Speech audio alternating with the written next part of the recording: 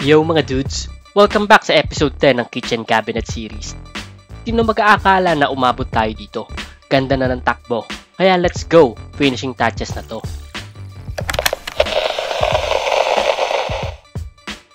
Una sa listahan, markahan natin ang pinto para sa hinge holes. Sukat dapat maayos. Bawal ang tansya mode ngayon.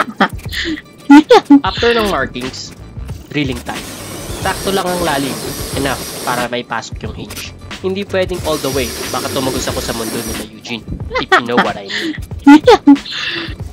And syempre, wipe natin ang chips at alikabok. Walang space para sa dumi dito. Ayan, pintura time. One direction ulit lang ang hagod. Gaya nga na sinabi ko nun, hindi to abstract art.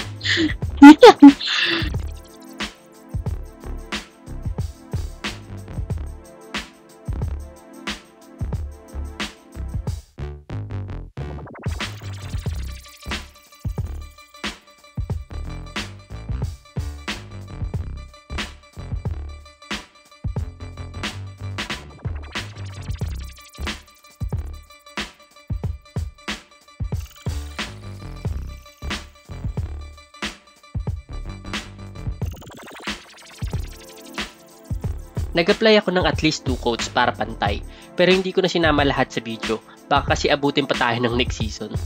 Pero same steps lang din naman yun.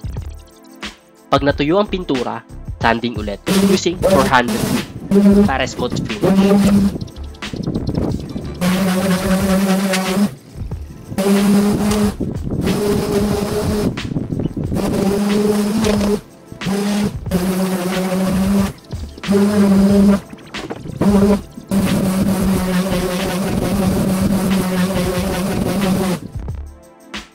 Alright, soap close hinge na tayo.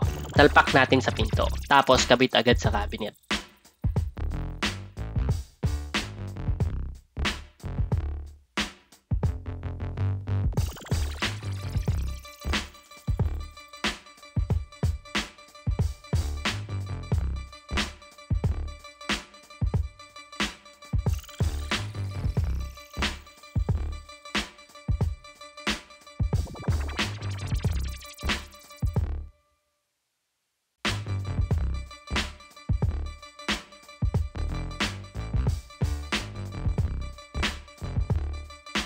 Medyo trial and error sa pag-adjust ng hinge para sumara ng maayos. Pero ayos na yan.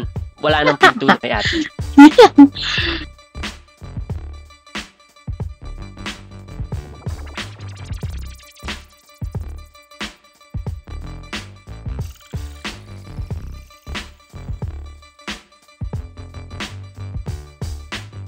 Next stop, back panel. Medyo biti ng plywood kaya hati ang cut. Resourceful lang dapat mga dude. Sakto lang din ang sukat, so medyo konting pilit para tumama.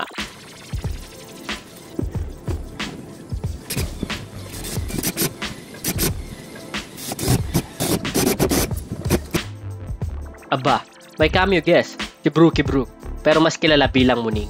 Nag-inspect kung pasado ba ang quality ng cabinet. Final step, kabit ang door handle. Sukat muna ulit, tapos drill. Isa lang ang dapat tamaan dito, ang butas, hindi ang damdamin. At ayan, mission complete mga dude. From scratch to finish, cabinet goals achieved. Pagod? Yes. Worth it? Sobrang yes. Maraming salamat sa pagsubaybay sa journey. Abangan nyo ang final reveal sa susunod. Pero for now, pahinga muna. Kita-kits ulit sa susunod na episode, isasabit na natin to. Peace.